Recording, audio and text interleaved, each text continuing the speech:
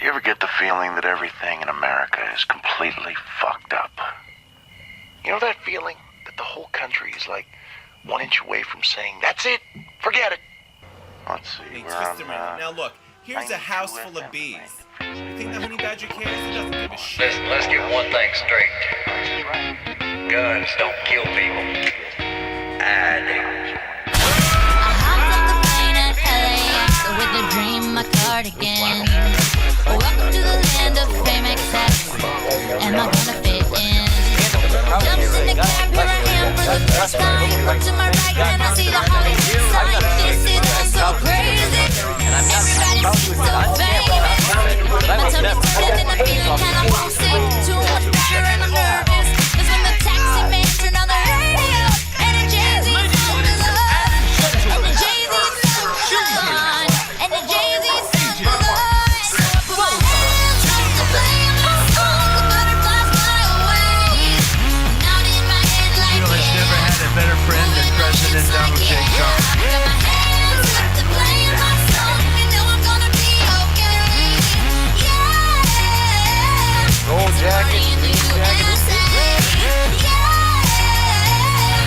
It's a party in the USA. Get to the club in my I think some taxi cab. apologies are in order. Everybody's looking at me. That song is an earworm. It sure is Infectious. It will be in your head for probably 2 days. I actually had a who is that, by the way? I've heard that Miley song. Cyrus. That's Miley Cyrus? Yeah. I would not have guessed that. Yeah. Well, That song came on today. So I was at Junior's last flag football game today, and we were out on the JC field, and the sun was out, and people were dressed like it was summertime. You Yeah. know, like everyone. It just felt like we were at a resort, like one of those Mexican resorts. And that song came on, just blasting while the kids are playing, and I was like, "Holy shit, this is fucking awesome!" I was like at a party there, and I was like, "I'm fucking playing that song in the podcast." It's not a song I would listen to, yeah. ever, but When it comes on in the right environment, you're like, this was perfect. Exactly. This is just perfect. Exactly. That's the point, right?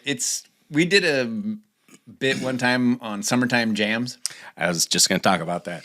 and that's, that wouldn't fit our definition of a summertime jam because we kind of keep it pretty narrow to like Yeah. classic rock and Right. things like that, which, by the way, we need to add Smoking in the Boys Room to Summer Jam. What? We'll have to talk about that one. Come on. No? I'm not saying no. Just Okay. saying let's have a discussion. Okay. I don't want to willy-nilly just be throwing shit on the list. Right. Yeah. We got to be careful. You're right. The consequences are dire. But the spirit of the summertime jam is not necessarily that it's a good song, but it's just the right song at the right time. Like Yes. You're having a barbecue. Yeah. You're at some party outside. Everyone's dressed for just sex, basically. And Or hanging out and watching their kids your play in the kids- backyard. Your kid's birthday party. Yes, exactly. And it just gives you the right feeling at the right time. And that song fit the bill. Yeah. I rocked, we had big family dinner here last night. I had a plan. I woke up. I said, what's the plan? I was like, well, I'm working all day. There's just tons of shit that needs to be fixed around here. I was like, then 2 o'clock, I'm taking a nap. And then after that, I'm going to stand in the backyard in the sun for a while and do some grounding. And then I'm going to go to the store and get some meat. I'm going to turn on the grill and I'm going to put on summertime jams. That's the day. And I rocked summertime jams like all fucking day yesterday. And it was like, I was explaining to my wife, like summertime jams are like, it has to be sunny. Like there's probably a grill going on somewhere. People are going to come over and hang out. And it's just like feel good, like kind of rock music, your Thin Lizzies. Yep. To keep it more current, there's a couple of Morgan Wallen songs, I think, that qualify. Most country songs. Boston are probably, the Godfathers Yes. of the summertime jam. We got some Journey in there. Yes. Yeah, it's got to be all the feel good, like rock and roll. It was nice. Like that kind of vibe. Okay, kind of bringing me around a little bit. See, I have a weird bias because when I was in the 3rd grade or whatever, Motley Crue's "Shout at the Devil" came out. Uh-huh. I love that. And it was like evil, satanic metal, like degenerate heavy metal. And after this album, after Shout at the Devil, they came out with Theater of Pain, which is what Smoke in the Boys Room is. And they changed their image. They were doing this glam thing. They were wearing spandex and pink and white. And their hair was more like teased up. Yeah. And the music was super poppy. So it was like Smoking in the Boys Room. And I was like devastated. Right. So it's personal for you. Kinda. Yeah. Gotcha. So I don't know if that should be a qualifier for Summertime Jam I list. think but you got to take your personal feelings out of it, to be honest. separate the artist from the art kind of thing. Exactly. Was Dr. Feelgood after Theater of Pain? Yeah. That was decent. It went Theater Pain, Girls, Girls, Girls, then Dr. Feelgood.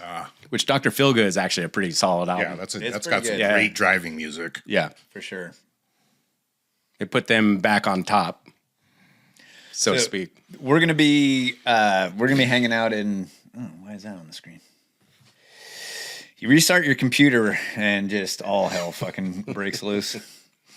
We're gonna be hanging out. You install that Pegasus software in your computer. Next thing you know,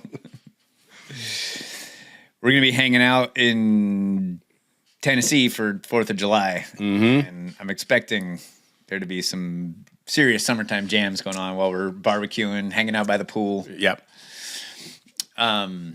Celebrating America's sesquicentennial birthday. I was thinking about like what's happened since 1776 and today. And get this, in 1776, there were some inventions. Okay. Not that page. In 1776, the first military submarine was invented. Wow. Way back then? Yes. I think I remember reading that. I was like, there were submarines? Because they used them in the Civil War. Yeah, Civil War, they had, that was the first time I think it was used actually in battle. How'd you like to be the guy that tested that thing out? Well, they had the Man of War. What was that? A fucking great metal band from the 80s. Well, that was like, it was not a sub, but most of it was under the water, and it had guns around the entire perimeter of it. You've done your research on this. Not. I'm just picking from my depths of my memory, so some of it could be wrong. Okay, well, I'm that's gonna basically check the theme right of our now. podcast, so that's right in. The swivel chair. What? Really? Yeah, Wow. I know. You'd think that their chairs would have always swiveled, but no. There was a time when chairs did not swivel up until 1776. Well-regulated militia. Put that in your little paper. And the early versions of a steam engine also invented at the same time. Dang. And then you fast forward to today, and the things that are being Katy invented. Perry went to space. Yeah. In 2026, specifically, we have AI-controlled autonomous traffic enforcement and surveillance drones. Gross. So, A lot of progress. yes, This is great. You know, similar, related. Freedom and liberty was established in 1776, and now we have RoboCop roaming the streets. From the swivel chair to the digital prison. What a journey. Yes. So that's pretty much all I got. Did you get your ballot in time? I did. Nice. Yeah. Good. And my wife asked me, where's my ballot? I was like, I already filled that out for you. It's in the mail. I filled mine out for my dad. I'm that guy from that Trump commercial. Remember they ran that Trump commercial? I think they was sitting around like Roe versus Wade or whatever. It was like this angry, like blue collar guy, like standing over his wife while she filled out her ballot. That was like your typical Trump voter? Yes. Nice. Derek, you need to switch the screens, not just on me. I know that I'm pretty, but Matt is also pretty. And the ladies, we get a lot of emails saying they want to see more of Matt's face on the screen. Sorry, I'm doing my Man of less War every day. research. A little less every day. Yeah, it is crazy, man. There's peptides you can take that make your skin like better. And if Just in general. yes. And if you So if you have like a shitty tattoo, like it'll turn into something better. well, if you take like double the dosage of this one skin peptide, you might even know what this is, Derek. It tans your skin. So yeah, you could take so much that your tattoos would fade away because you're so tan. But there's a fucking tanning. There's peptides for improving your vision. Yeah, there's peptides. Yeah, but that's practical. But tanning? Come on. What's not You practical? need your vision. Yeah, I don't think that's not good. That's not good. Anyways, dude, we keep. This will get into like something I was gonna bring up. We keep fucking with everything. It's like I know. everything's here. Like everything's here. No, like it's I not. want to get tan. Like walk 5 feet out the front door. it's not easy enough. I want to be able to do it I'm by not going to injecting burn something. those precious calories walking into my backyard to stand in the sun, which is totally good for you. I'd rather take a pill that would make me look like I did, but I'm not going to do the thing. And you're not going to get the benefits of being in the sun, being outside. You'll get skin cancer if you go in the sun. Right. So we can stop that by putting on sunscreen, massaging chemicals into our skin, which is the largest organ of the body, and just absorbing. Dude, I remember like going on my kid was playing baseball, and their parents with an aerosol can just blasting their kids in the face with just chemical. I'm just like, I don't want to call CPS, but it's like I kind of feel like someone's got to say something. I was thinking about that today because I haven't worn sunscreen for years. I refuse to put it on my son. And I'll get sunburned if I'm like just out in the sun way too long. Like that's a thing, right? But there's a theory, and James was big on this, that sunburns actually come from seed oils. Yeah, because it sits on the top layer of your skin and magnifies the sun and makes it worse. Yeah, not just putting seed oils on your body, but eating the seed oils. So pretty much anything, if you're not actively avoiding seed oils, you're eating seed oils. And not only does that cause you to burn more, but it can cause melanoma to form, skin cancer. Yeah.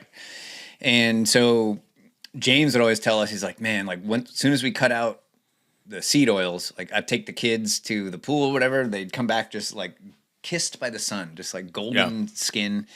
And they're pretty white, you know. Yeah. But white people generally burn more than browner people. My son is half brown, so I just don't feel like I need to put anything on him to prevent him from burning. But I was thinking about it today, like black people burn in the sun and they use sunscreen, right? And they would presumably also be getting skin cancer, or else why would they put on sunscreen? They're doing it to try to not get skin cancer. Right. But if the problem isn't the sun and it's the seed oils mixed with the sun, then that would make a lot of sense, that the reason that black people's skin is black is a reaction to evolution, the evolution of their body type or their skin type being in a place with a lot of sun. That's extra melanin in the skin is a protection against the sun, right? So why would they need to put on sunscreen? The reason they need to put on sunscreen is because we all eat so many seed oils that you are getting poisoned by the sun because of the seed oils, not because of the sun itself. I mean, that's why they're black. So don't put on any fucking sunscreen. Don't eat any seed oils. Kelly. Yes. Can you fix your other camera? That way I can get both of your faces at once sometimes. How's that? Wow, beautiful. Glamorous. Yeah. Thank you. Speaking of not fucking with things, I found this and I thought you would really enjoy it.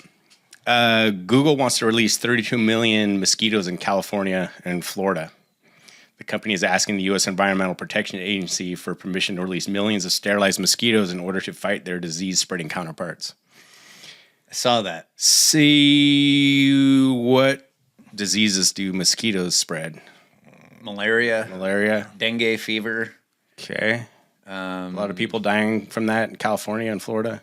I haven't heard of any. Ever. Of a single one. Ever. Yeah, what was the one in Brazil that mosquitoes were spreading also? Zika. Zika. Yeah. The head shrinking. The head shrinking. Yes. The Beetlejuice. We missed a family cruise because of the fear of Zika. It's because of Zika, because it affected pregnant women. And my wife was pregnant. Yes. Which, it's like, there could be a 0.00001% chance of something like that happening. That's And good enough. If your wife is pregnant, you're like, fuck that. We're not doing that. You are not leaving the house. Like, I'm sorry. I know I'm being psyoped, but I don't care. I'm not. I have this memory that the day my wife told me she was pregnant, everything changed. And we decided to go out and celebrate.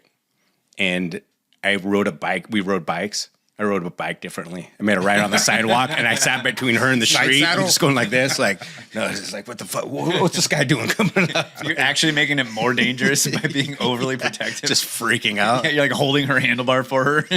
Just like, can you chill out a little bit? It's funny that, okay, so, because we were asking, like, can we just stop fucking with everything? Yep. Like, there's a natural order to things, and it has worked for every time we, as genius scientists, decide, like, hey, let's fix the thing. That's like, how often does that work out well? Never. Never.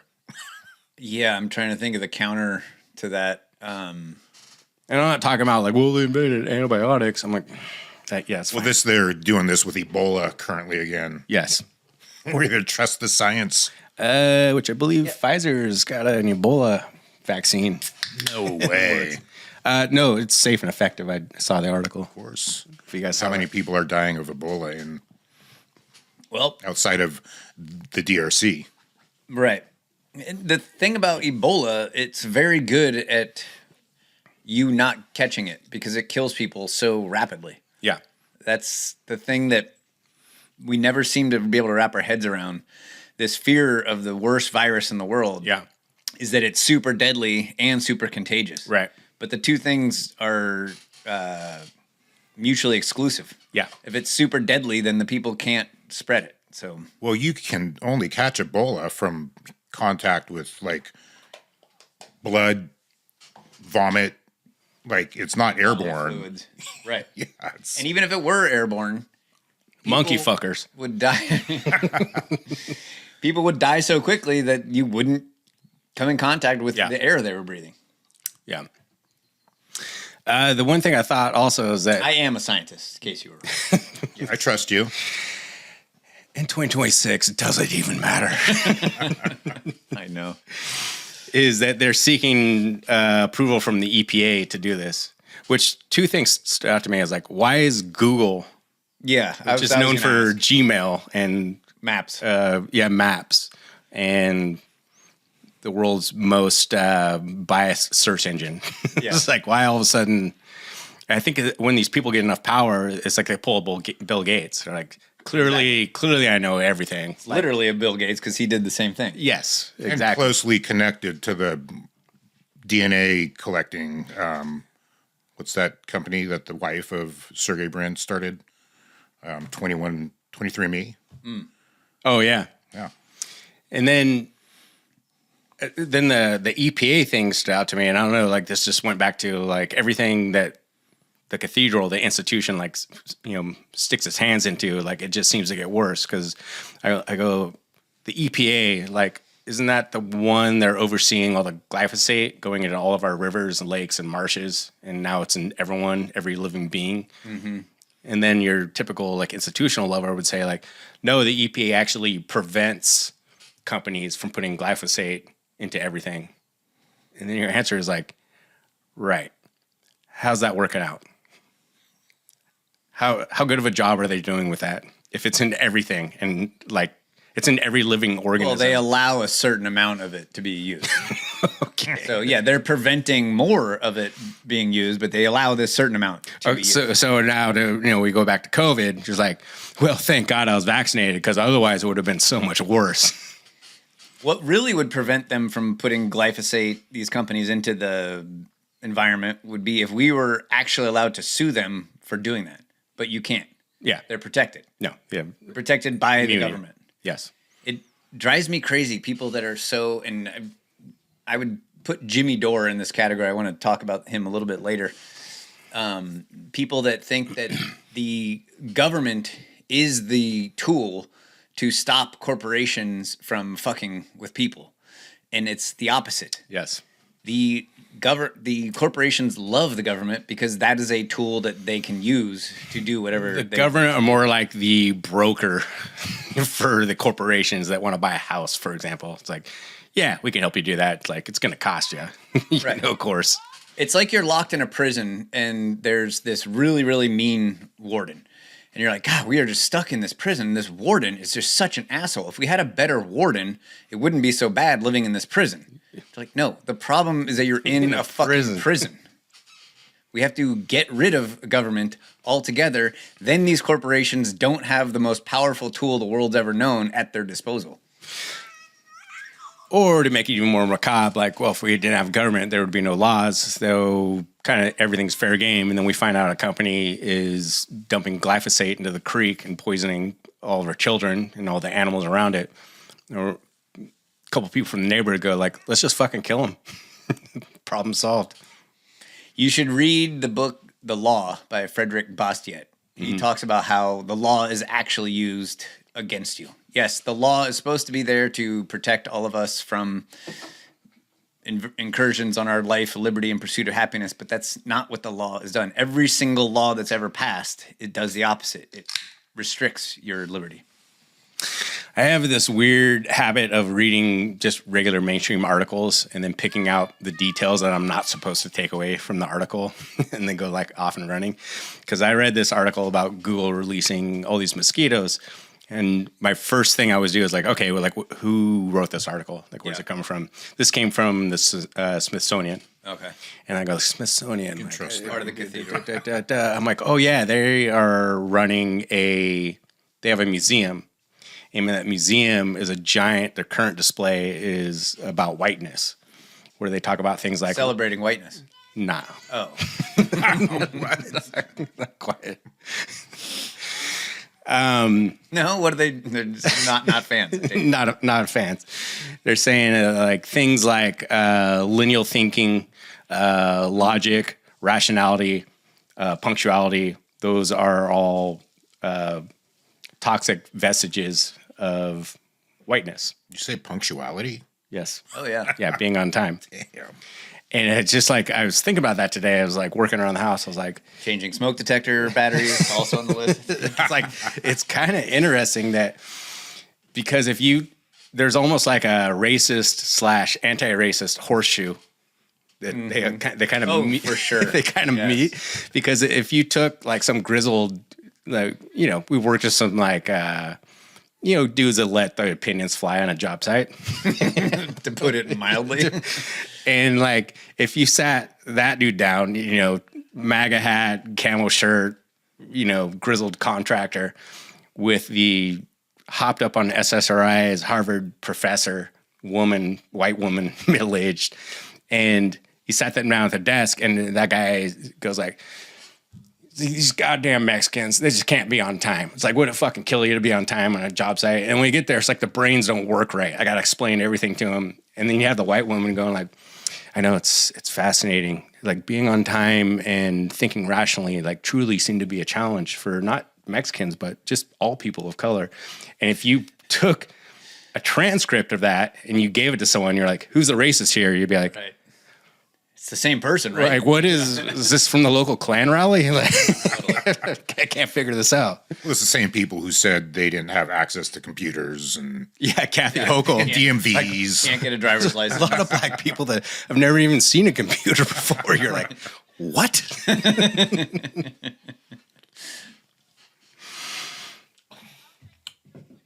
want to get into okay. Hold on, let me just check. Were you done?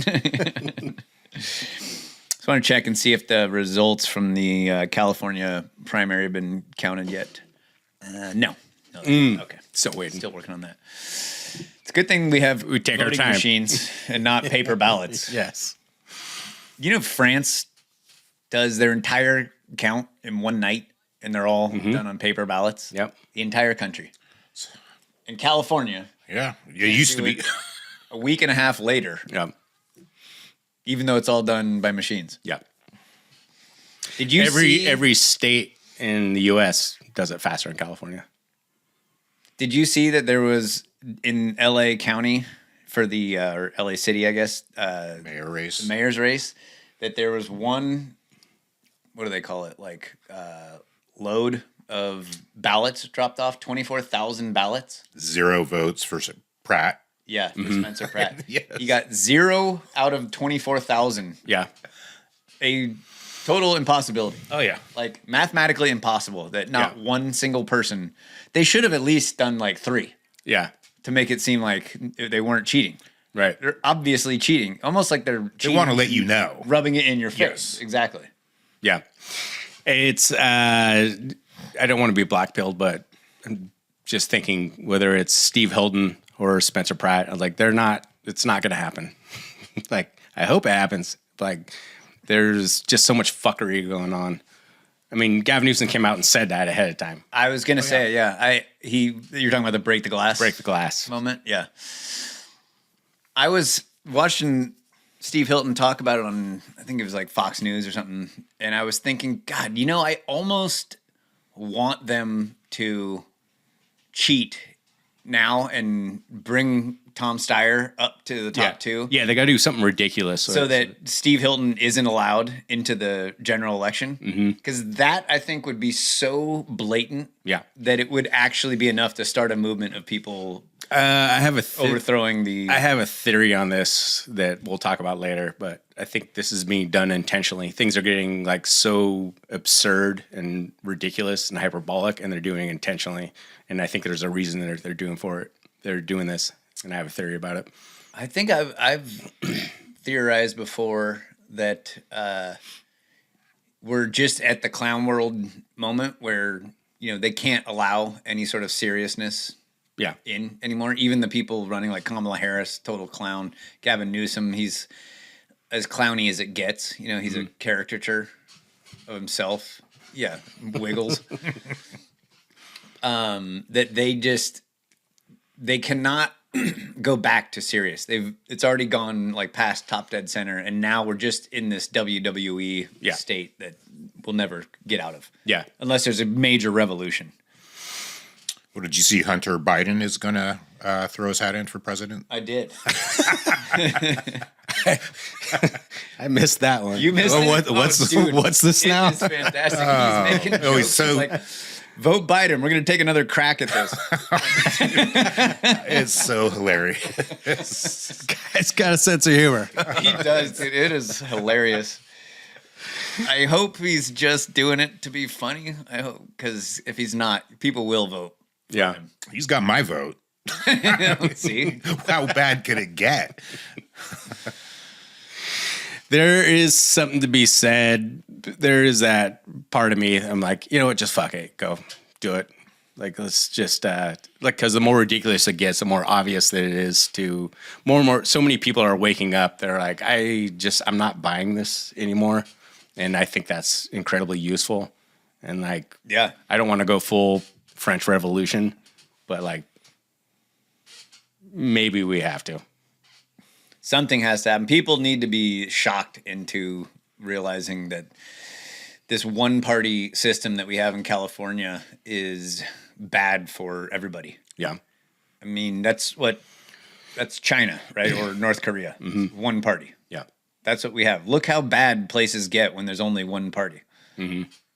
And California is just off the deep end. Tom Steyer is at 21.3% right now. What's Spencer Pratt at? I don't know. I'm looking at I found this Southern Oregon radio station called Jefferson Public Radio. Oh, really? Yeah. It's it's an NPR station. So all of the shows that they have, and it's all just like straight up NPR stuff, but on their website, they have this one section that's about the state of Jefferson. And on this one little section of their website, they don't hold back. They're like all about the state of Jefferson. On NPR. Well, it's JPR, Jefferson Public Radio, but they're like, if I clicked on it right now, it would be playing some show from like Morning Edition or something. Really? Or some Sunday NPR show, yeah. Or music, but I know, it's bizarre. I haven't figured it out yet. Remember that bumper sticker that I saw that said, or no, you saw it. Jefferson State of Mind, ... not. Oh, yeah. Almost like it was a reaction to our shirts that say Jefferson State of Mind. Not. This is one middle-aged white woman driving around. I fucking stuck it to them. I don't know if you guys remember this jam.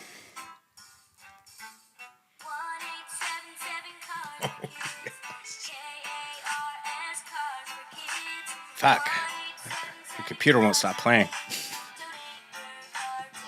All right, well, you just tell me when it's... Dude, someone else is running my computer right now. Is he wearing a yarmulke? What's username Pegasus? Is one of you guys Pegasus? Are you guys doing this? We didn't talk about this yet, huh? Oh, boy. I guess we didn't. Dude, stop the music. Okay. So 3 weeks ago, we were giving proof that God exists and wants us to be happy because a court struck down that due to false advertising laws, that commercial would no longer be legally allowed to be played in California. So you just broke the law by playing it? Well, I didn't, actually. Okay. Because Satan just nudged ahead in the race. Oh, no. Got overturned. And the appellate court overturned it and said that they are allowed to play it now. Now, the reason why the commercial was yanked was because of false advertising. Not because of the just maniacal, evil psychopathy involved in creating a song like that. Are you guys familiar with why this commercial was yanked? Can you play the O'Reilly's commercial real quick? Just to get that out of my head. And we'll just go down from there. After that, Crocodile Rock. Just wean us off. Ease me into some Thin Lizzy in like 3 hours. I am familiar. Yes. Yeah, because what Cars for Kids does is what? Do you guys remember? Is you would donate your automobile and they would give the automobile kids. to underprivileged kids in California. Kids with a Z, though, I believe. Mm-hmm. So that's not technically kids. And cars with a K. Cars with a K, kids with a Z, which obviously doesn't mean children. It means Zionist propagandists. What they were doing with that money is selling the automobiles, taking the money, and then giving it to their sister corporation called URA.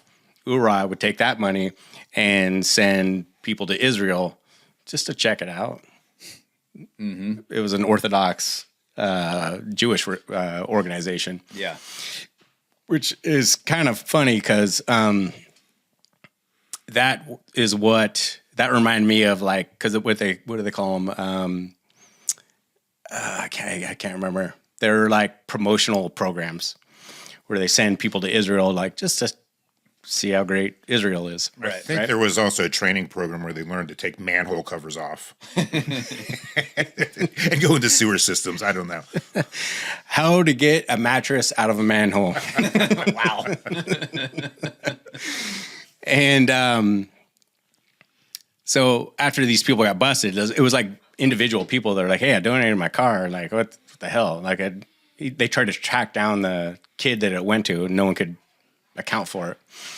And so then that URA program was sending people to Israel, and I'm like, oh, those are the same. This sounds mightily similar to the program that Israel is also doing, where they're taking social media influencers and podcasters and taking them to Israel, like, just to have a friendly chat about what your plans for the future are.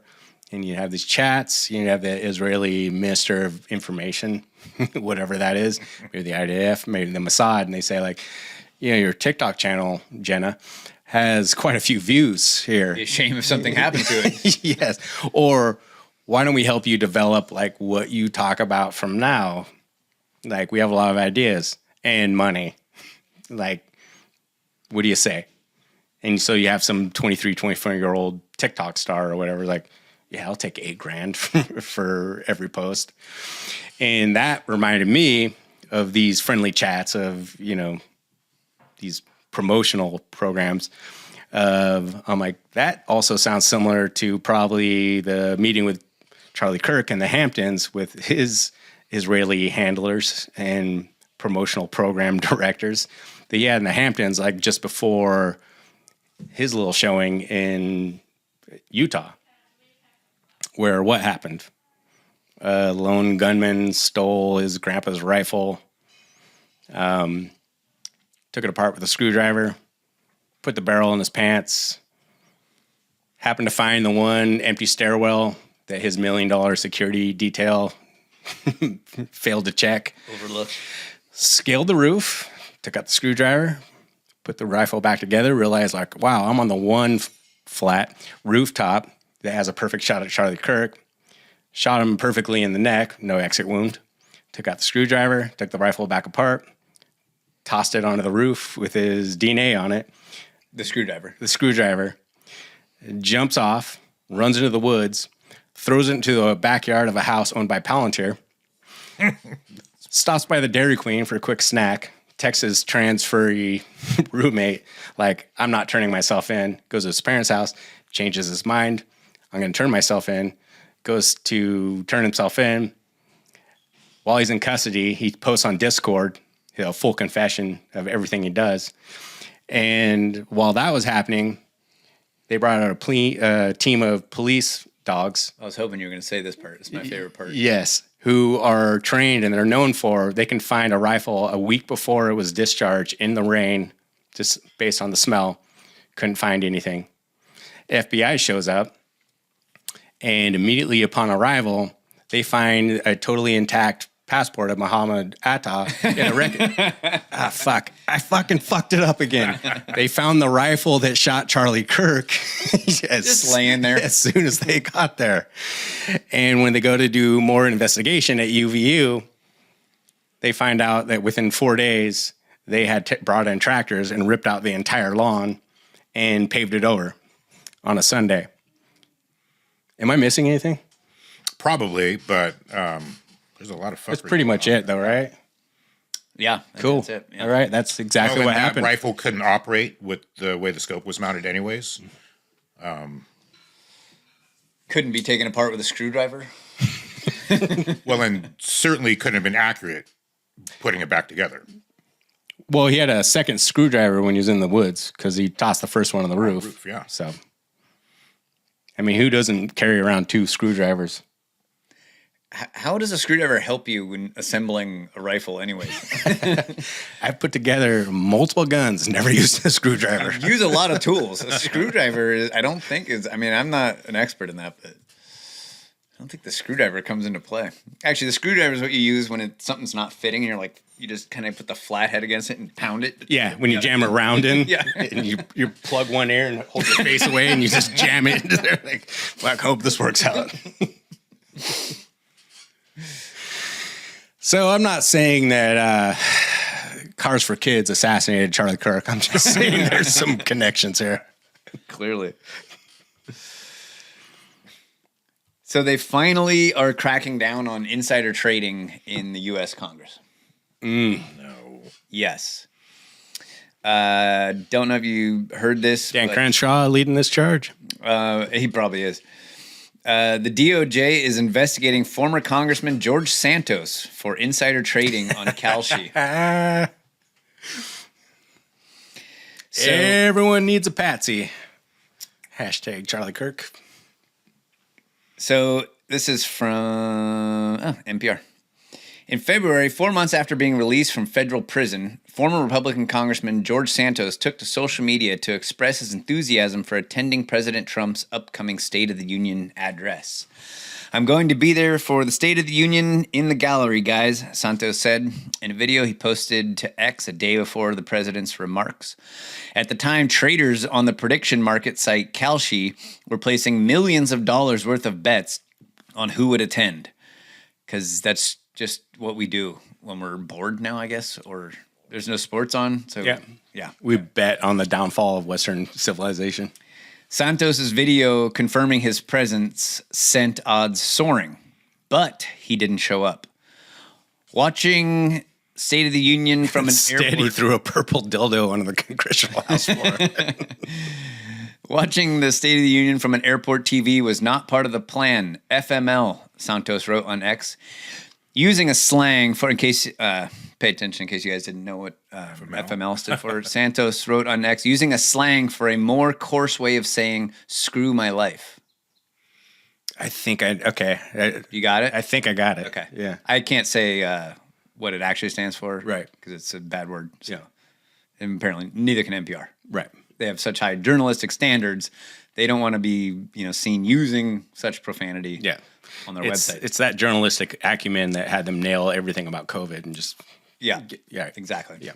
And Russiagate, too. And He posted the message as Trump was speaking, making those same odds in the Kalshi market plummet. What Santos didn't say is that he had already placed bets on Kalshi that he was not going to appear at the State of the Union address, according to 3 people with direct knowledge of his trades who were not authorized to speak publicly. They say Santos misled the public and turned a profit based on that deception in, are you guys sitting down? Tens of thousands of dollars. Whoa. I know. I don't know about you guys. I could use tens of thousands of dollars. So I was like, I read this and I was like, I'm gonna buy me a hammock. I'm gonna get jet skis. So insider trading in Congress is like Yeah. a problem. What do we call them? Public servants who devote their lives to serving the public Heroes, I call them heroes. heroes, go into office, regular people without much money, and they come out filthy fucking rich. Yeah. And they get all that money by insider trading or by getting kickbacks, which is a little bit harder to do because you can't just get money. So you have to get hired after you get out by some corporation that you help get laws passed Or run an NGO. laws that helped a corporation make money. Yeah. Right? Laws that restrict your freedom, but they help a corporation make money. So, but most of them get rich, like Dan Crenshaw, by doing insider trading. Yeah. We've all known about this. It's a fucking problem. It needs to stop. Look at the history of the Clinton Foundation. Right. Yeah. Pelosi. I mean, Oh, yeah. Pelosi is the most. poster child. for- Yeah. Yeah. What was she worth when she left office? Over 400 million, I think. Yeah. Or Paul Pelosi. Right. That's worth The- over the 400 million. genius. Call him the Warren Buffett of our age. Of gay hammer attacks, yeah. So, who are they cracking down on? They're cracking down on The one dude that we already know is a criminal everyone already hates. So this is like this is the patsy. This is like the poster child, like the guy, like we can throw him to the wolves, like no one's really gonna fucking care. You know that he got sentenced to 7 years in federal prison? Mm-hmm. Do you know what it was for? Cutting the tag off his mattress. Almost that bad. Campaign finance violation. no. Do you know how many congressmen have gone to prison for campaign finance violations? He's probably the only one. One. George Santos. The only one. Boy. So I went back and I listened to the interviews with him on Tucker, and I was like, what? Because I remember hearing the first time he was on there, they were getting along really well, and I was like, what we know about George Santos was that he lied, right? Yeah. I mean, that's what everyone, he was a liar. He lied about everything. He was, Lied about his education. Yep. I think he said he was a Olympic contender for the volleyball team or something crazy like that. he lied about working I was for, like, dude, really volleyball? Like, say rugby or something bad. he's openly gay. He can't say rugby. He said he worked for Goldman Sachs. He didn't. He said he went to Baruch College. He never went to any college at all. Were we talking about him or Biden? I'm so glad you brought that up. He lied about his heritage and his charity work. Okay, so this guy... We're talking about Elizabeth Warren or George Santos? Exactly. This guy gets totally trashed and dragged through the mud. And what he did was no worse than what Joe Biden did. No. Joe Biden had... he plagiarized every speech he gave in his early career. He lied about his heritage. Mm-hmm. He lied about saying that he was in the top half of his class. Yep. And he wasn't. He lied about his family being ancestors of coal miners. They weren't. Joey, it's simple. They love each other. His dad said in 1945. Gotcha. He grew 4 inches after taking the COVID shot. Oh, yes. Whoops. Here, go to my screen there, pal. So I have this clip from him on Tucker. In the office. Oh, yeah. I couldn't remember why I picked this. So why are they picking on George Santos? That question came to mind. His eyebrows? They are nice. That's good enough for me. They are very well groomed. Well, here's the thing. He's an openly gay Republican. Couldn't tell.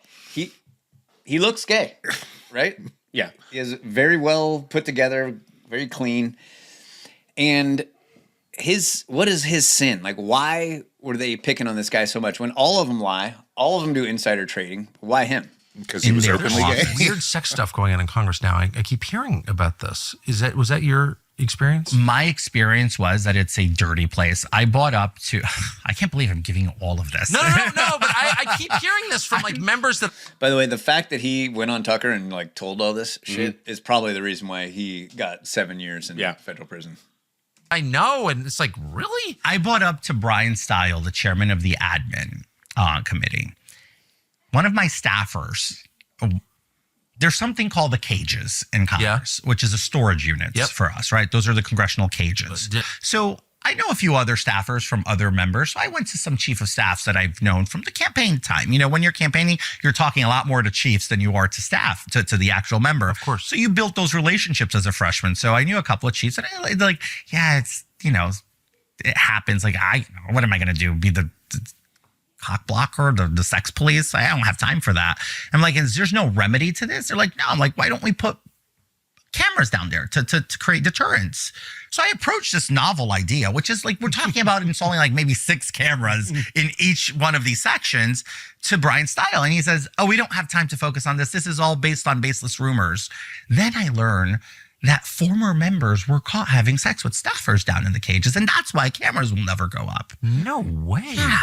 So this is what we're dealing with. I mean, the last place on earth I ever thought I'd have to deal with sex scandals was in the government building. But why in the government building? Like, everyone has a house, right? Can I tell you something? I think part of it is this dominance fetish problem that they have in DC. Interesting. What is that? It's the power. Like, we're in Congress. I'm a staffer of the Hill, and you're coming here to service me. That's the mentality, whether you're a member or a staff or whatever, you know, it's a dirty mentality. And I'm from New York. I have a high threshold for dirty and sleazy. But even for me, that kind of went like a notch above. And I'm like, I don't comprehend this. This is a government building. We're supposed to be boring.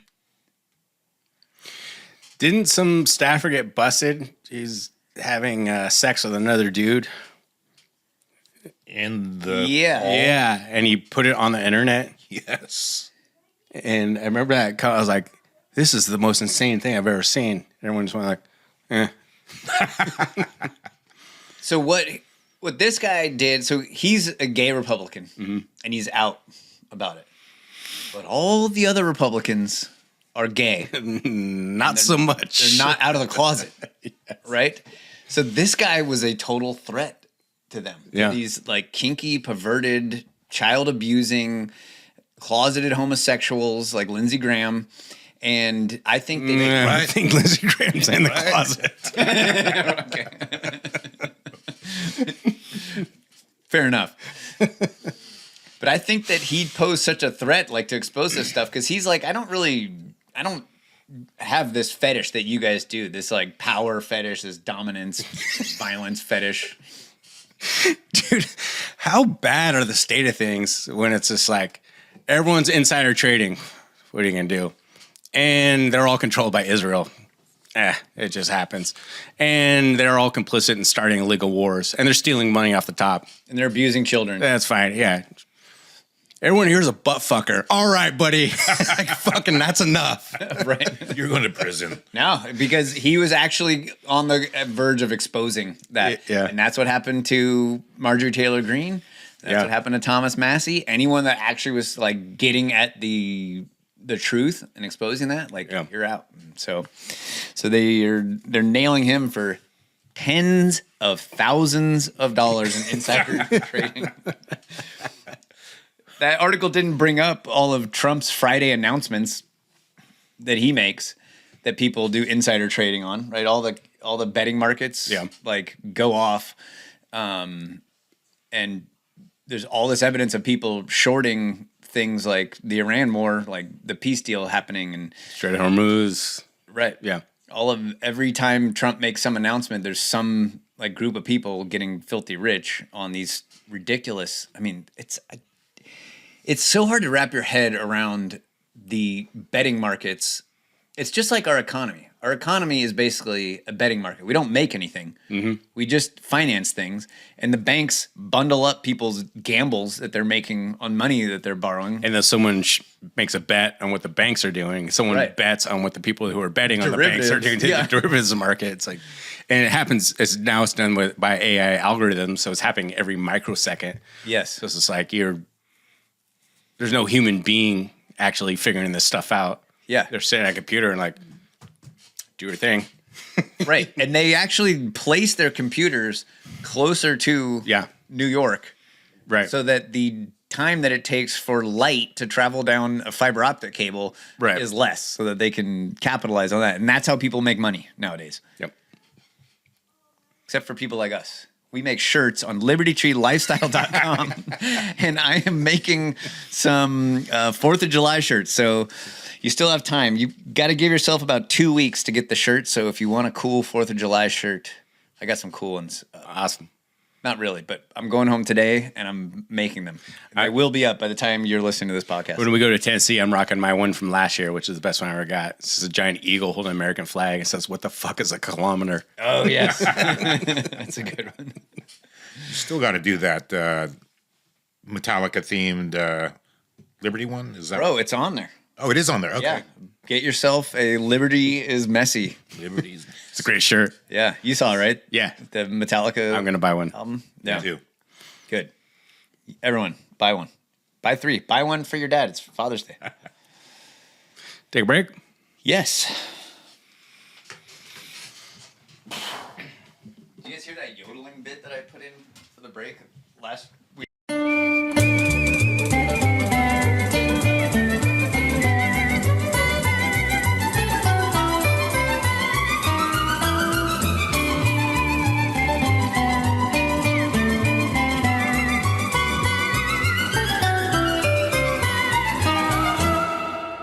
Пока на месте ничто не держит и не наскучил мир этот мне, пока ночами пускай все реже, но я летаю еще во сне.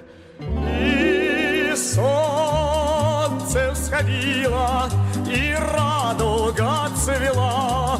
Все было, и любовь была. Бывали закаты, и ливень бил в стекло. Все было когда-то, было да прошло. Еще как птица хочу подняться в крутое небо. Я иногда и сердцу снятся, как в детстве снятся другие страны и города. И солнце всходило, и радуга цвела. Все было, и любовь была. Бывали закаты, и ливень бил в стекло. Все было когда-то, было да прошло.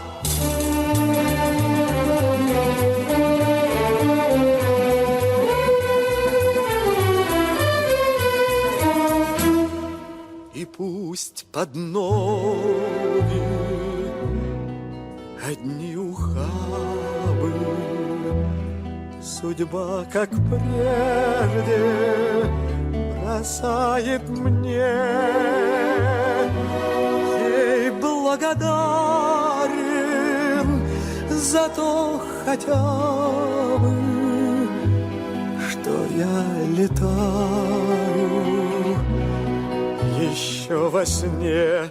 И солнце всходило, и радуга цела. Все было, и любовь была. Бывали закаты, и ливень бил в стекло. Все было когда-то, было да прошло.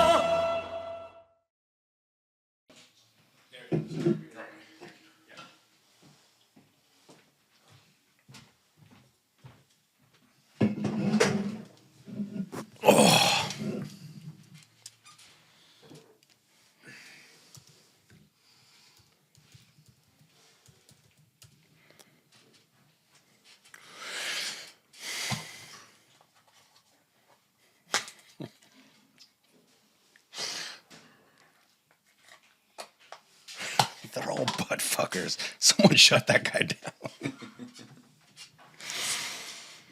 Oh my god, dude. I can't keep up with this. I know.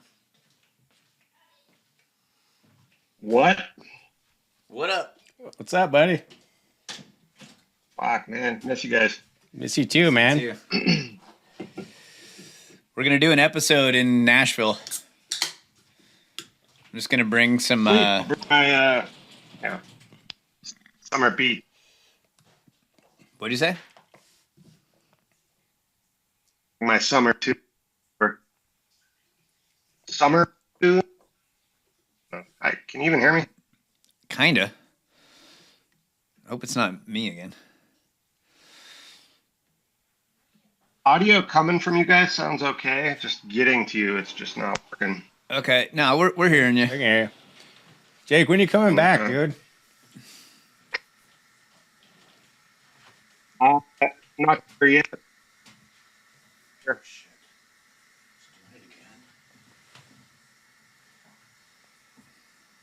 I feel like I should start making signs.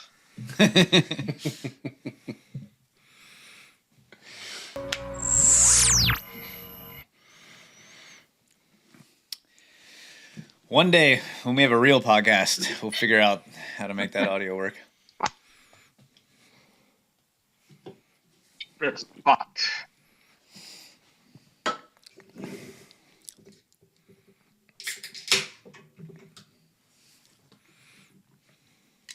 right, ready?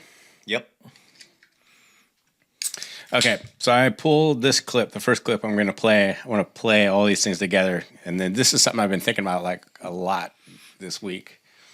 And then when things like stand out to me, is like, that just seems ridiculous, like absurd. Like it just sticks in my mind. I'm like, there's got to be a reason behind this. Everything happens for a reason, right?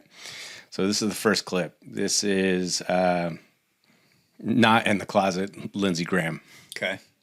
I go back to South Carolina. I'm asking them to send their sons and daughters over to the Mideast. What I want you to do in the Mideast, to our friends in Saudi Arabia and other places, step forward and say, this is my fight too. I join America. I'm publicly involved in bringing this regime down. If you don't, you're making a great mistake, and you're going to cut off the ability to have a better relationship with the United States. I say this as a friend. They want to bomb because they're Nazis, they're crazy. They want to kill all the Jews, and the Jews have been down that road before. To our friends in Israel, God bless you. I'm with you in every way. To all the anti-Semitites, to all the isolationists, I don't believe. I think he meant sodomite. Forget it. I'm not with you. I'm with Israel. I will be with Israel to our dying day. They're the best ally we could hope for. God bless Israel. Right. We should move all our stuff to Israel. What? I go back to South. So, all right, let's start with that. So that's Lindsey Graham. And my first kind of reaction to that, like, what'd you take away from that clip? That he's not in the closet? Nothing new. Yeah. Yes. Sounds pretty accurate. It was not someone impersonating Lindsey Graham. No, thank you for bringing that up. Is that I started thinking, I'm like, that's something that they have changed like the language a little bit, where it's becoming like more absurd. Like when he's coming out and just saying like, let's move everything to Israel. This is a U.S. congressman. It's like, yeah, if 10 years ago, 5 years ago, someone would have said that, you would have been like, wait a minute, like what? What are you talking about? He's talking about like, I'm going back to South Carolina. I'm going to convince people to send their sons and daughters to the Middle East to fight for Israel, which is an insane thing to say. Yeah. And that's why, especially for someone who's not Jewish. Yes. At least that. Or straight. You could kind of understand it. Like, yes. What? Yeah. If Ben Shapiro said that, I'd be like, well, I mean. Yeah. Exactly. He thinks Netanyahu should be able to run for president. Right.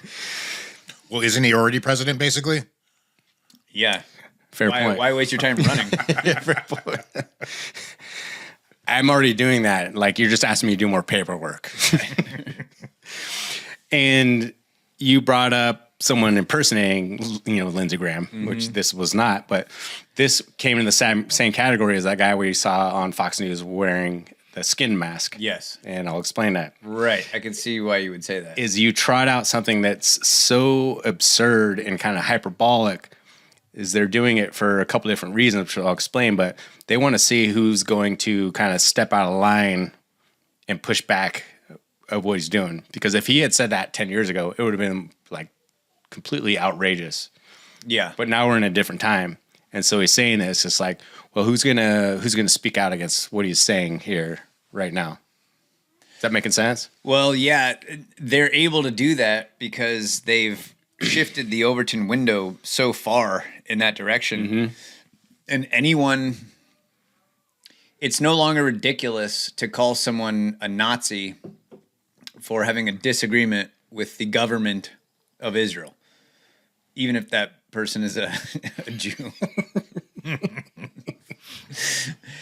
So they're like, it's it can, the only way to make it go even further than that. So if you disagree with a policy from the Netanyahu government, then you are now considered a Nazi. It's been that way for basically since October 7th. Yeah. 2 or 3 years ago, whatever. Right. Well, now like we have to push it even further, right? Yes. We've moved that guardrail way over to the side. Now let's just keep going. Yes. So let's move everything to Israel. What does that mean? That means our entire culture, our money, our people, everything to Israel. Mm-hmm. What does he mean by that? Well, I think there's something bigger going on here. It's like, I think they're using people like Lindsey Graham, and they trot someone out there to say something like so absurd and kind of color outside the lines. And what springs to mind is the part of 1984 where they bring Winston Smith. They're just about to torture him. And they're like, what's 2 + 2? And he's like, 4. And then they open the cage and let the rat in. You know what I mean? It's like they want to make you like, no, you have to say the thing. Yeah. It's not what we believe to be true. It's what you know is not true. Is we got to make sure that you say the thing. That it's a power dynamic. Totally. It's a way to suppress people. And I think whether it's the skin mask on Fox News or Lindsey Graham saying this, we need to move everything to Israel, which is the most insane thing I've ever heard. It's the same kind of mentality. It's a subjugation technique. It's like the most extreme thing you could think of because it's not even possible. It's not big enough. Yeah. Everything. And I think Like this is Mount Rushmore, like everything. You're saying everything. Katy Perry, The Great Lakes, everyone. When she gets back from space. Right. And I think that like this is kind of happening as like an overall kind of umbrella, because this is like when you check into a congressional hearing and they have a multi-day hearing having long-winded debates about whether or not men can get pregnant. You're like, this is we all know this is fucking crazy, right? Trust the science. Trust the science, same kind of thing. And I think is what's going on is the institutions are intentionally becoming more and more absurd every day. And I think this happened for 2 reasons. Like this is doing to try to break our will, which is the strategy of tension, or kind of a like intellectual cloud pivot strategy. Just get people like just you just got them so fucking confused and like mixed up that they can no longer state was actually true. But it's also being done to draw on potential subversives out of the woodwork. And so he says like this crazy outrageous thing and say like, okay, I just want to see like who's going to speak out against this, which 10 years ago, you know, I think most of America would have said like, dude, what the fuck did you just say? Mm-hmm. It's like, now you're not allowed to say that because you'll be labeled as a violent extremist or a anti-Semite. Yeah, which is why every step of the way, every time anything starting at the smallest level, anything that comes down the pipe that they say like, call them birthing persons. You say, no, I'm not going to fucking say that because that's where it starts. Like you're getting me to bend the knee and I'm not going to fucking bend the knee because once the knee is bent, it's like, are you going to stand back like, okay, now I'm satisfied? Yeah, that's not how it works. Once they get enough over 60 Fox watching boomers to start to roll with that idea, primary Thomas Massey, then it gets like normalized. So then the next step, anyone that goes against it, they oh well, you're a domestic terrorist. Yes, you're you're an anti-tech extremist. Which was the genius of the Patriot Act, is that we declared war on the homeland, which made us be able to designate our own civilians as domestic terrorists. Who defines that?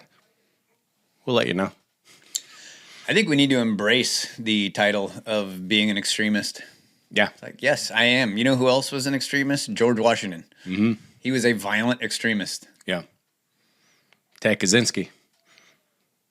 His execution was a little off, but his ideas were fucking solid. Yeah. It sounds like there's another T-shirt in there somewhere. I think this is also... We have a Ted Kaczynski shower curtain on the website. You should check it out. Put that in my daughter's Do we still have that? I think so. That'd go great in our guest bathroom. It would. Yeah. That's where my in-laws stay when they stay with us. Who's that? Well, glad you asked. I think this is also why, if you go back to COVID, this is why the COVID measures that to keep us safe got more like escalated into just complete absurdity. Like they got more and more ridiculous. And I think this was intentionally done as a stress test to see like who's gonna like speak out about this. And I take it back to Winston Smith in 1984. Like, what's 2 + 2 equal? Which was one of our first Liberty Tree shirts. Mm-hmm. 2 + 2 equals 4. Yeah, what a radical statement here to make it. People get upset by that shirt, I found out. And what they did is like... That was literally a thing. Yeah. Like 2 + 2 did not necessarily equal 4, depending on your background and culture. Yeah, this is like 2020. That is lineal thinking. 2021, they were talking about that openly. Yes. Yeah. And that's what also gave us Common Core math in California. Like, we don't care about the answer. We just want to know, like, you went through the right steps that we told you to do, that you got to whatever answer that you showed up with. To which our answer is people who build things like, cool, design a bridge with that line of thinking. Right. Like, I'd love to see how that worked out. And that's also happened with the COVID stuff, is that I think it became more and more absurd intentionally, because we always said COVID was kind of a dry run. It was going to see, like, who's going to be on board with everything, right? So when you take something as ridiculous as when you walk into the restaurant, you got to wear a mask. You sit down, you can eat. You don't have to wear a mask, obviously. If you get up to go to the bathroom, put on the mask to walk the 15 feet to the bathroom, right? Yep. Now you not wearing that mask and someone fucking barks at you at the table, by you. It's like, they know this doesn't work. You know this doesn't work. The people enforcing this knows this doesn't work. Is the people barking at you, they're not afraid. They're not worried about that you're going to be spreading COVID. It's you basically saying out loud, like 2 + 2 = 4. Mm-hmm. And that upsets the people that are devotees to the state. Mm-hmm. So the system, yes, Ted K would say. So the same thing, to bring it back to Lindsey Graham and the face mask on the news, or Ted Cruz coming out and saying, like, every day I get up and thinking how I can better serve Israel, that he said on Tucker Carlson, and you're just like, wait a minute, you're a U.S. congressman. Like, why, that makes no sense whatsoever. Is they're trying to draw potential subversives out of there to speak out against them. And then they're like, okay, cool. It's basically like bait. It's like they're trying to see, like, who's going to Because any rational human being, American, would say, like, I got a problem with that. Like, you're here to serve America. That's your fucking job. That's why we put you in this position. Yeah. Or that's how you manipulate your way into getting in this position of That's power. a really good way to get yourself uninvited to the White House. Loose talk like that. Yes. Derek, you want to give us a quick update on Sean Strickland in the White House? Well, he just got uninvited after he obviously got his tickets from the UFC and purchased his plane tickets because he isn't, as he said, Israeli enough to attend the fights. And you have to be, apparently, because you just said that Gaethje bowed down and kissed Netanyahu's ring. Which is profoundly disappointing because he was one of my favorite fighters. He didn't seem like that kind of guy. No, not at all. He seemed like he was cut more from the Sean Strickland cloth. That dude just doesn't give a fuck. Yeah. He just loves violence. Yeah. Well, I guess so does Netanyahu. There's our horseshoe. A lot in common. There's our horseshoe. So, I listened to an AM radio program, the Armstrong and Getty Show. So you don't have to. I do. And to torture myself. Apparently, I used to fucking love it. Yes, and I'm also addicted to yelling at my radio. So, I started like putting this together in my mind. Like, well, there's like levels. There's Lindsey Graham that just says the most insane psychopathic shit and lets it fly out of his mouth. Like, we should move everything to Israel. Ted Cruz, like, every day I wake up thinking how I can better serve Israel. And it's like, that's done to draw people out of the woodwork. Okay, so then I figure out, I'm like, okay, we got this level below that.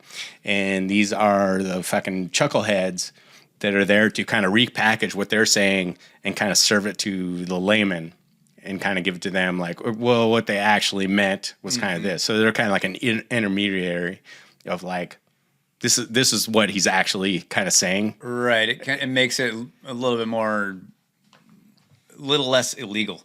Yeah, it's like being at a party and your friend's a drunk psychopath and he's just like yelling. And you're like, well, he's a good guy. What he's actually kind of saying here is he doesn't really hate the Jews. Yes.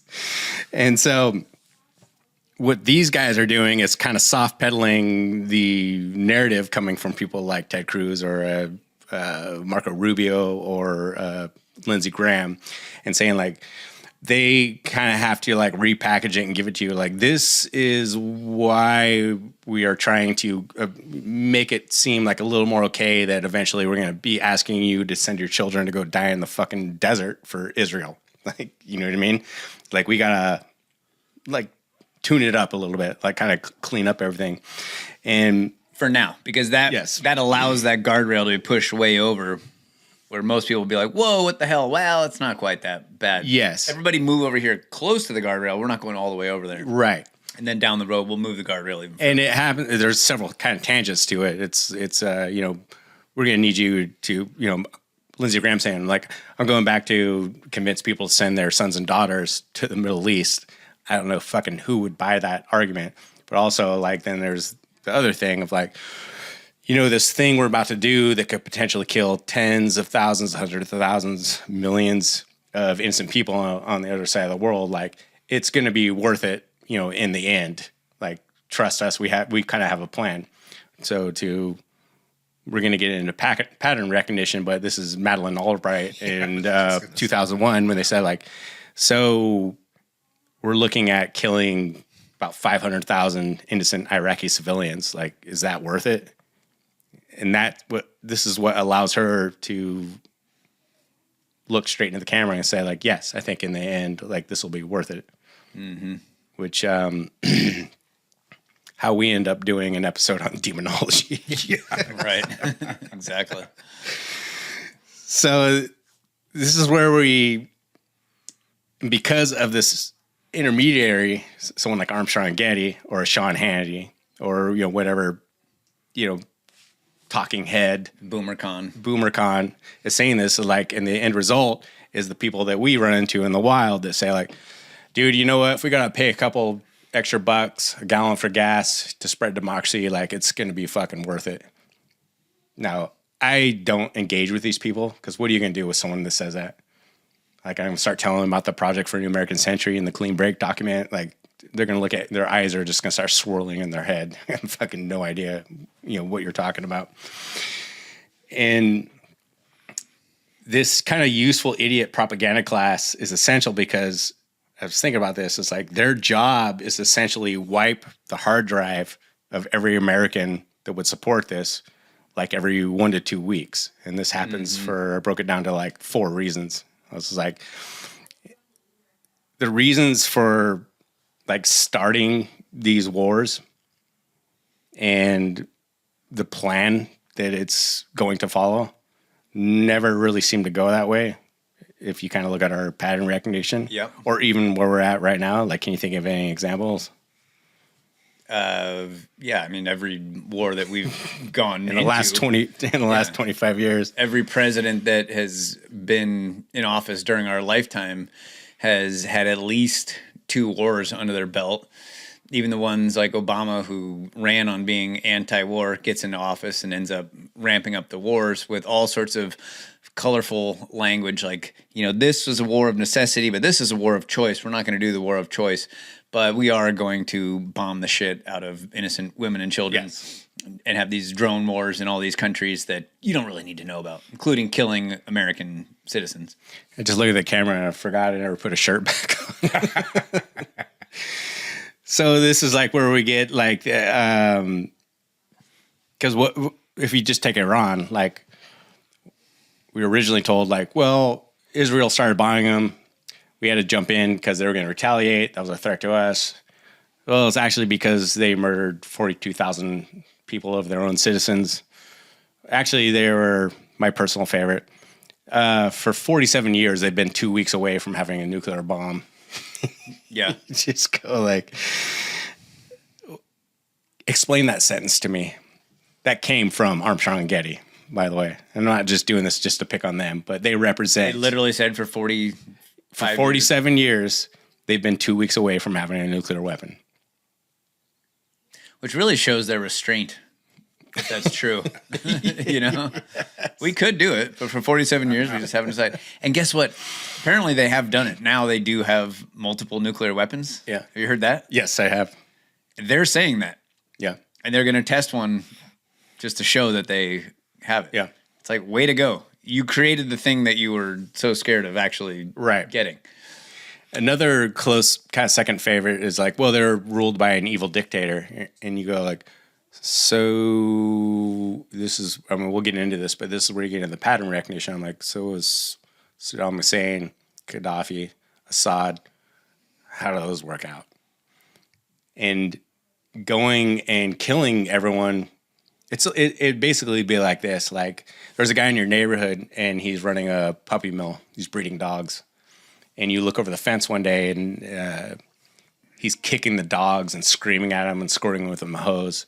And your solution is like, what you should do is poison the dogs. Right.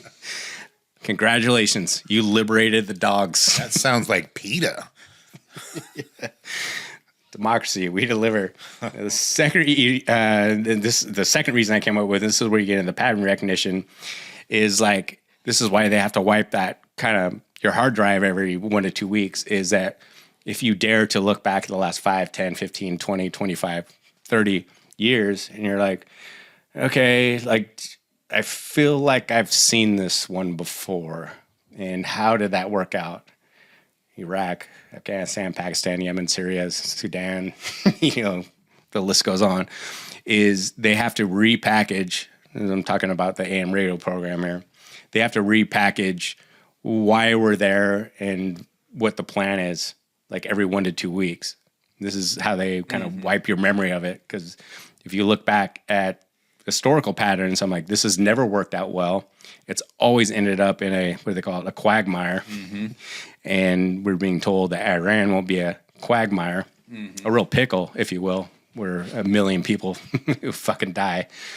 And that's like part of the military industrial complex, like kind of war propaganda, is to like just keep you with whatever way they can, like intellectually supporting this war. Yeah, like and look talking out at loud. Afghanistan was a great example. We went there to get Osama bin Laden and his buddies. And get rid of the Taliban. Well, that's not why we went there. Well, that's then we got there. Not when we first got there. Now we have this Taliban problem. We have to get rid of these Talibanis. Exactly. Well, weren't we really there to take control of the poppy fields? Yeah, but that's true. But they never gave us that. No. Well, there's always an underlying truth to why we're really there, and to protect. And then you find it out 30 years later. Protect the child trafficking and child abuse that was happening there. Which is the point. Like we were told in the very beginning, like, okay, the reason why, because 9/11, obviously, and get rid of Osama bin Laden. And then it was to get rid of the Taliban because they're evil dictators. Right. Who kill their own people.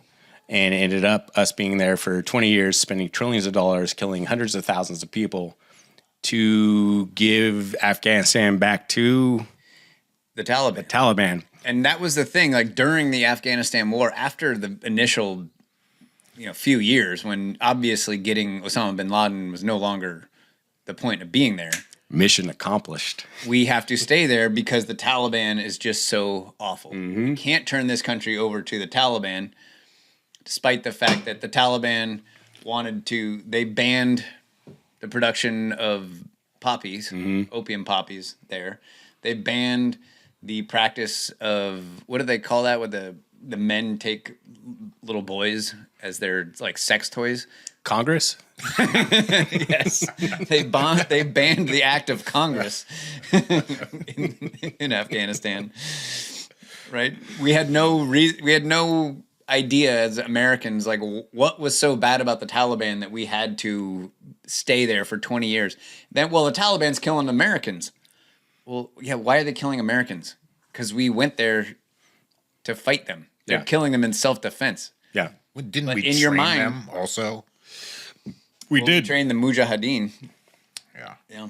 And now we are giving the Taliban, so we went in there to get Osama bin Laden. Then we stayed to get rid of the Taliban. Then we gave Afghanistan back to the Taliban. Now we're giving the Taliban $43 million a week. We are? What for? Well, I fact-checked that through Snopes. They said it's unconfirmed. So David Mickelson and that prostitute he left his wife for apparently found the truth of the matter. We also gave Osama bin Laden a burial at sea, which is traditional for people that live in the desert. Mm-hmm. Yes. Yeah. Yeah, I wonder if they paved over where they shot him the following Sunday. Okay, the third reason is that you got to bring up Sandy Hook. I'm trying to get on YouTube here, man. The third reason that they constantly try to wipe the hard drive is that they need to manipulate the overall game plan, since that game plan changes every 1 to 2 weeks. So this gets us into the, it's going to be days, not weeks. It's going to be weeks, not months. 2 weeks to flatten the curve. 2 weeks to flatten the curve. It's going to be months, not years. You know what I mean? And then pretty soon, I mean, that's what they said about all the other countries. Like, think of the picture in 2003 of George Bush on the USS Lincoln landing and standing in front of the mission accomplished banner. Mm-hmm. We still continue fighting there for over a decade, and we still have, I think, 400-something military bases in Iraq currently. The Straits of Hormuz will be open soon. We're working on a plan to get the Straits opened. We're working on a plan. We almost have a plan. We're right around the corner from having a plan. We're still trying to get them to come to the table for a plan. And that's why these chuckleheads like Armstrong and Getty come in like, we got to you need to forget about all the shit that we've been talking about for the last, 2, 3, 4, 5, 6 months or whatever. Like everything, you got to constantly change those fucking goalposts to keep people on board with what we're doing that's clearly fucking failing. Right. And we knew it was going to fail. Many people predicted it was going to fail. We were never going to be able to win this Iran war. Yeah. From the beginning. Yeah. The safest bet that you could make at the beginning of the war was that this war is not going to go smoothly. Yeah. Right? Even now, when you start to hear they're negotiating. Like, go to Poly Market right now, put your money on the negotiation failing. You could do that throughout this war and probably for months to come and be right every time. I might make like a crazy, because no risk, no reward. Right. So you gotta go big. It's like betting on crypto. Yeah. So you can bet on like, will George Santos get the Straits of Hormuz open or something crazy like that. Okay, the fourth reason, and this one really stood out to me, and this is where I pulled some clips from our favorite AM radio chuckleheads. It's they are trying to manipulate your belief system that we live in this kind of binary moral paradigm, is that there's good and there's evil. That's it. There's good guys and there's bad guys. There's no nuance. There's no history. There's no gray area. There's no details. So if we bomb country X, it's because they're evil. They're evil dictator, killed their citizens. Gas their own people. Yeah. If country Y bombs Z, that's because country Z is evil and we need to support country Y. And that's all that you need to think about it, right? It's a complete like binary belief system. And that's what these people on AM radio and Fox News and CNN, all these people that support this kind of shit, is because no one actually reads into anything. Or just reads. Or just reads, period. Doing your own research, which is evil. Yes. It's like, here, we're going to serve it up to you. It's this guy's bad, this guy's good, and you don't need to think about it. We already figured it out for you. You know what I mean? So I dug up these two clips because this was kind of fucking hilarious to me, is that another aspect of that kind of good versus evil thing is these guys in particular, Armstrong and Getty, they would, for years, played clips of Tucker Carlson and just celebrate his accolades and like, oh, he just owned this guy in this interview and everything. Tucker Carlson started speaking out against the war in Iran. Now they refer to him as a raging anti-Semite. Yes. Like no details, no questions. Like that's just what he is. Yeah, no explanation of how he got there from being a normal guy. And that's all you need to know. And I like these two clips because I want to play it because it was useful. It's a full moral contradiction on full display for everyone. And it's also a lot of fun to watch or witness someone in real time trying to square a circle. It's kind of like watching a dog trying to get a peanut butter out of the Kong in that rubber Kong. And you're just watching the dog, like he just doesn't realize like his tongue's not long enough. Like, he's never gonna ever get the peanut butter.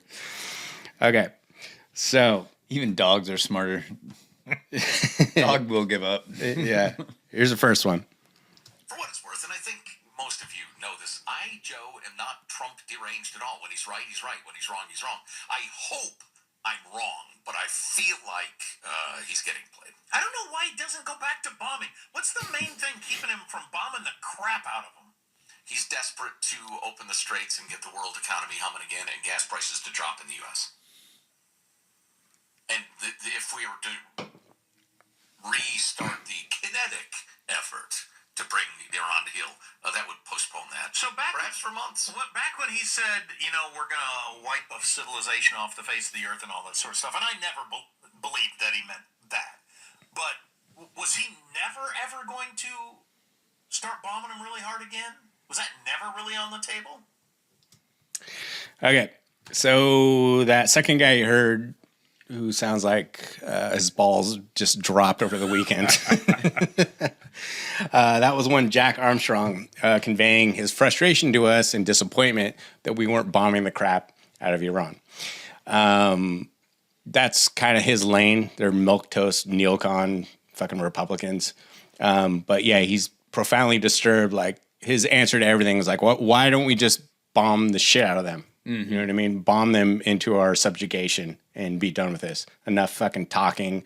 I don't want to deal with these complexities and art of the deal shit. And just basically... just zero understanding of how that area actually is put together, how it works, what the consequences of that would be, how no care for the innocent people that will be lost in an effort like that. Which there's a bit of irony in that because... we have been for last couple of months dragging Trump through the mud because he broke his promise to us that he was not going to start any new illegal wars.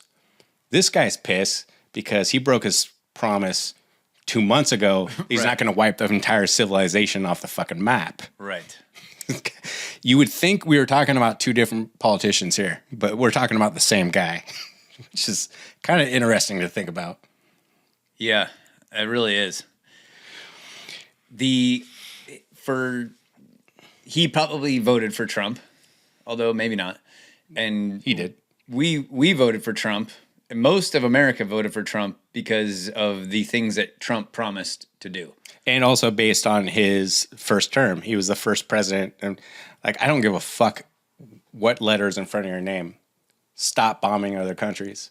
And we had a track record of his first term where he didn't do that. I was like, all right, I'm going to give you a shot. And he did a complete 180 on everything. That's why when people say like, well, you guys are the people that fucking voted for this guy. Like, he totally fooled you. I was like, yeah, but we had something to base this on. We had 4 years of him I not wonder doing why it. Jack Armstrong voted for him. Except maybe just the R next to his name. Yeah. Which he was actually right. We were wrong. Well, he voted for the neocon that the R represents. Yeah. And he got it. He got what he voted for. Well, this is what He gets did it. not. This what gets into when we talk about like California politics. I was like, they're not going to let a Republican be the governor. They just will not do that. I hope they do. That'd be great. But when people try to flip that on its head and say like, well, what about like Trump? I was like, yeah, what about Trump? That's an interesting question. He's doing all the things the establishment wanted to do in a second term. Mm-hmm. You know what I mean? They're saying like, it's too big to rig and all this stuff. I'm like, maybe it was, maybe it wasn't. Either way, the end result's the same. Here we are fucking bombing. You know, the establishment is up and running with their agenda, despite the 4-year blip that we had where we didn't do that. Does that make sense? Mm-hmm. So I should also add that the guy you just heard from, Jack Armstrong, he starts off every broadcast in complete astonishment as to why everything's so expensive. From where I sit, I think that's fairly easy math to pencil out. But for him, I guess I don't know if there's some kind of denial thing going on. And I'm not trying to like feign some kind of moral indignation here, but this is why the podcast that we did with Max about demonology was so useful to me. Cause like, I'm not trying to be anti-war hippie guy, but the people that can just wave their hand and go like, what about this? Why don't we just fucking kill everybody?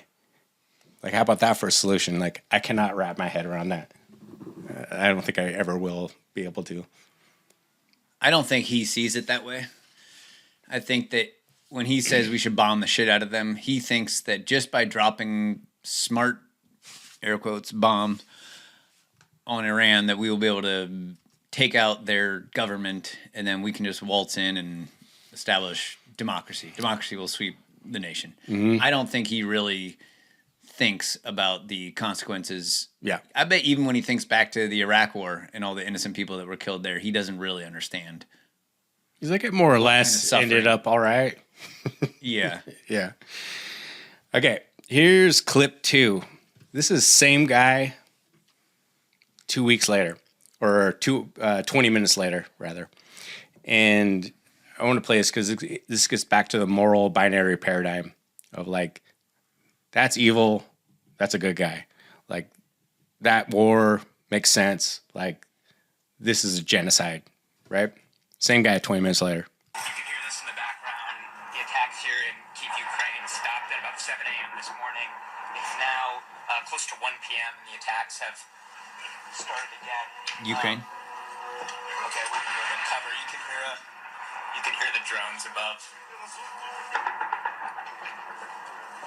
That's a report from Kyiv, where they've been under attack for like 24 hours. And I was thinking last night, I was trying to imagine, as I was watching some of the videos, to live in, because Kyiv looks like whatever city you've been to. I mean, it looks, a lot of these towns in Ukraine do.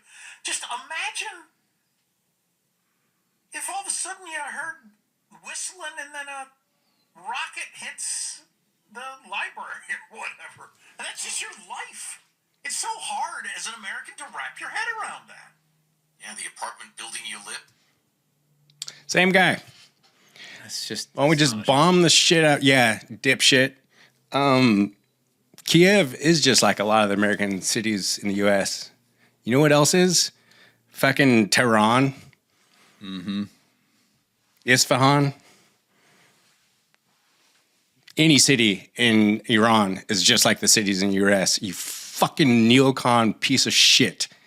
This is our fucking point. It gets me so fucking upset that this fucking moral binary that these people live in, there's like, yeah, just bomb the shit out of them. I don't see what the problem is. And then looks to Ukraine like, this is just fucking barbaric. Putin's just an evil fucking monster, an evil dictator, if you will. I fucking cannot let this shit go. Be hilarious if you stood up right now and you didn't have pants on either.